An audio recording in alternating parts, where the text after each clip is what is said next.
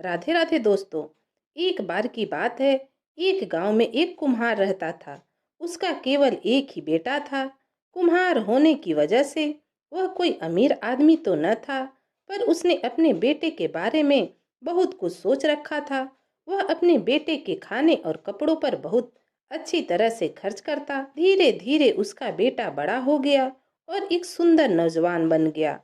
अब वह अपनी कमाई अपने आप करने लायक हो गया, तो कुम्हार ने उसकी शादी करने की सोची। कुम्हार अपने बेटे की तरफ देखता तो उसका सीना गर्व से फूल जाता।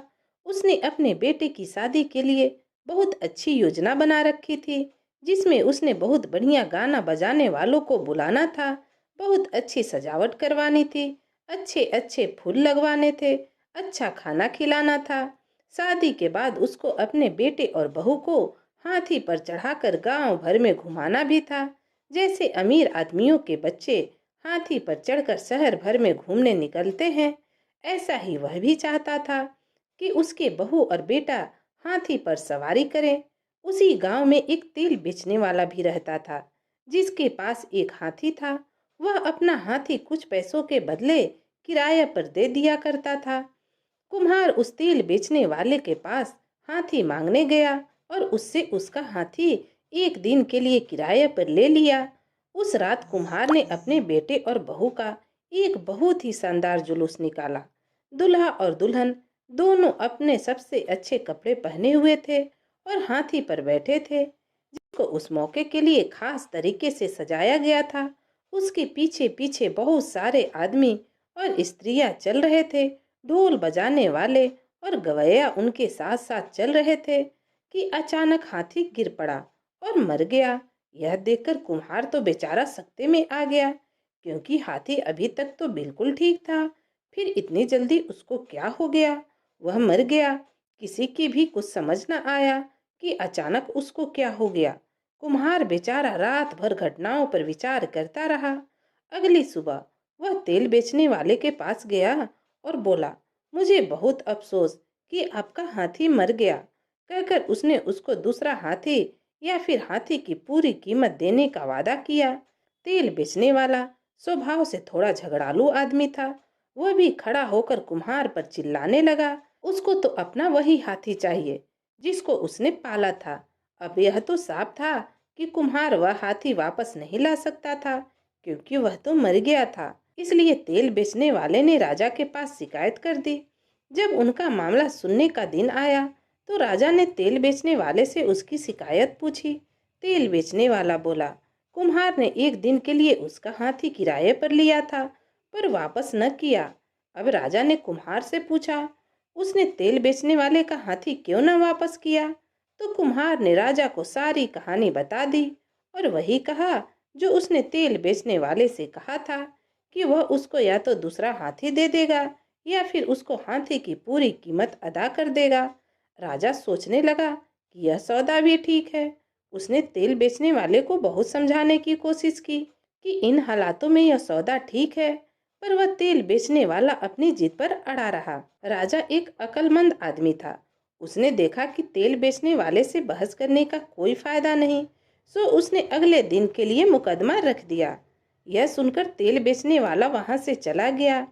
जब वह वहां से चला गया, तो राजा ने कुम्हार को बुलाया और कहा कि उसको मालूम था कि उसका सौदा एक ईमानदारी का सौदा है, फिर भी वह तेल बेचने वाले को उस सौदे पर राजी न कर सका। इसलिए उसने कुम्हार को एक योजना समझाई। उसने कुम्हार के कान में कुछ फुसफुसाया और उसको सुनकर कुम्हार वहां से हंसता हुआ चला गया। अगले दिन सुबह को जब राजा के पास सब लोग इकट्ठे हुए, तो कुम्हार कहीं नहीं था। तेल बेचने वाला यह कहता हुआ इधर उधर घूम रहा था कि यह कुम्हार तो लगता है कि राजा के डर से भाग गया।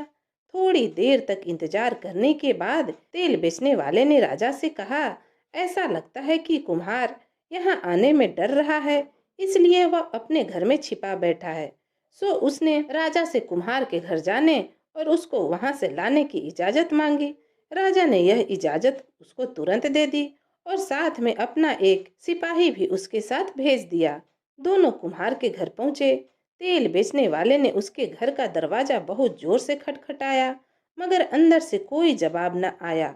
उसने दरवाजे पर अपनी घूंस से भी मारा और सबसे ऊंची आवाज में कुम्हार का नाम लेकर भी पुकारा, पर अंदर तो बिल्कुल ही शांति थी, कोई आवाज न थी। यह देखकर तेल बेचने वाले को बड़ा गुस्सा आया और गुस्से में भरकर उसने दरवाजे को एक बहुत जोर से धक्का दे दिया।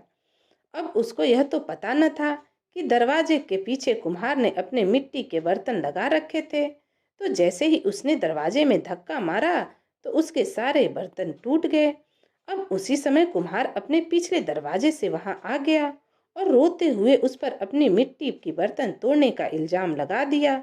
वह बोला कि तेल बेचने वाले ने उसके पुरखों के दिए हुए बर्तन तोड़ डाले, वे बर्तन अब किसी तरह वापस नहीं लाए जा सकते। अब तेल बेचने वाले से अपने वही बर्तन मांगने लगा। अब परेशान होने की बारी तेल बेचने वाले की थी। उसने कुम्हार से सौदा किया कि अगर वह उससे अपने मिट्टी के बर्तन नहीं मांगेगा तो वह भी उससे अपना वह हाथी न मांगेगा और मुकदमा वापस ले लेगा। कुम्हार काफी देर तक ना नुकुर करने का बहाना करता रहा, पर आखिर में उसने उसकी बात मान ली और मामला तय हो गया।